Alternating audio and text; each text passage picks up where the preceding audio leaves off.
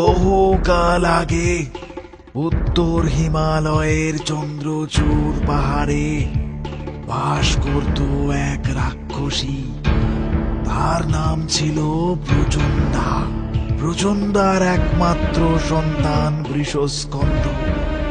বৃষস্কন্ধ বিবাহযোগ্য হলে তার মায়ের বড়ই সাধ জাগে রাজকন্যার সাথে তার ছেলের বিবাহ দেয়। ওদিকে দক্ষিণের এক ছোট্ট রাজ্য শ্বেতপুর, সেখানকার রাজা শ্বেতাঙ্কর একমাত্র কন্যা রূপবতী। রাজকন্যা রূপবতী বিবাহযোগ্যা হয়েছে, তাই তার জন্য সুপাত্রের সন্ধান করতে চাই। আমার মনে হয় মহারাজ, আপনি বরং স্বয়ংবরের ব্যবস্থা করুন। ওদিকে এ সংবাদ গুপ্তচর মারফত প্রচণ্ডার কানেও পৌঁছল। মহাসমারোহে মহারাজ শ্বেতাঙ্কের একমাত্র কন্যা রাজকুমারী রূপবতীর স্বয়ংবরের আয়োজন করা হলো।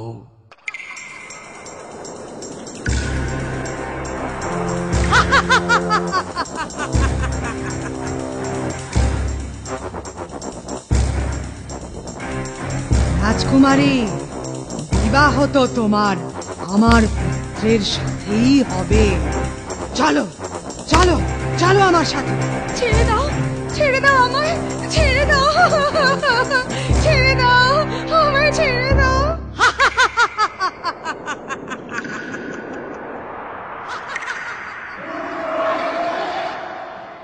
তারপর রাজকুমারী রূপবতীকে রাক্ষসীর হাত থেকে রক্ষার উদ্দেশ্যে মহারাজের সৈন্যদল, প্রতিবেশী রাজকুমারদের সৈন্যদল একত্রে চন্দ্রচূড় পাহাড়ের দিকে রওনা দিল।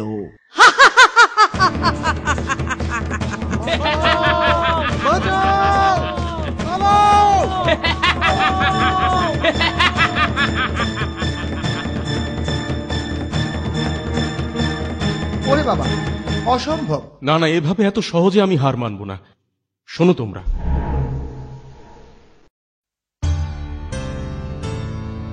আরে এটা যে একটা সোনার হরিণ। এটা পেলে রাজকুমারী খুব খুশি হবে। রাজকুমারী, এই দেখো তোমার জন্য কি এনেছি, সোনার হরিণ। কিচ্ছু চাই না আমার, আমি আমি আমার পিতার কাছে যেতে চাই।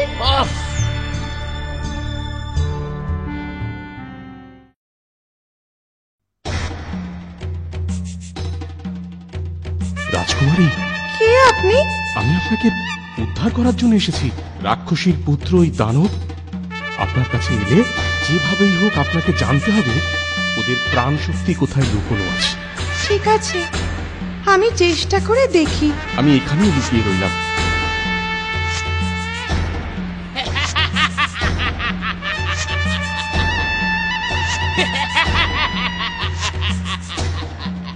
রাজকুমারী, সামনের নাগপঞ্চমীর দিন তোমার সাথে আমার বিয়ে হবে।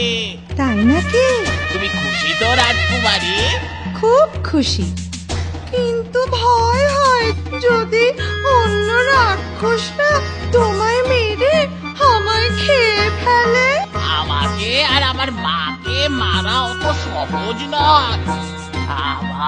আমার মা প্রচণ্ডার প্রাণ শক্তি রয়েছে দুটো ভোমরার মধ্যে। তা কোথায় আছে সেই ভোমরা দুটো? ওই ভোমরা দুটো রয়েছে শৈবাল হ্রদের নিচে এক সুন্দর পাতাল গুড়িতে, সুন্দর সোনার বাক্সের ভিতর। আমি এখন আসি রাজকুমারী। তাড়াতাড়ি এসো। এক্ষুনি ফিরে আসবো। রাজকুমারী, আমি আসি।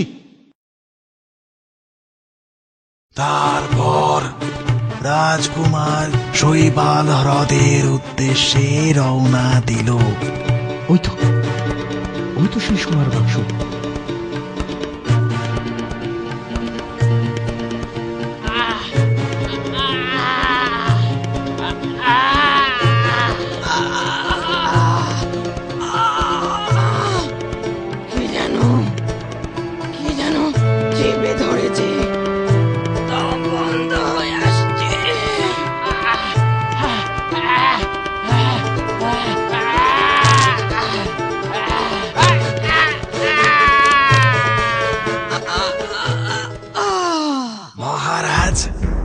তোমার কি মনে হয় না অন্যায় পথে যুবরাজ চিত্রবর্ণ রাক্ষসী প্রচণ্ডা ও তার ছেলে বৃষস্কন্ধকে বধ করেছে? রাজকুমারী বৃষস্কন্ধের সাথে ছলনা করেছিল, কিন্তু প্রচণ্ডাও তো নিজ স্বার্থ সিদ্ধির জন্য রাজকুমারীকে ধরে এনেছিল। তাই এখানে যুবরাজ চিত্রবর্ণ রাজকুমারী রূপবতীকে উদ্ধার করার উদ্দেশ্যে যা করেছে তা কখনোই ভুল নয়।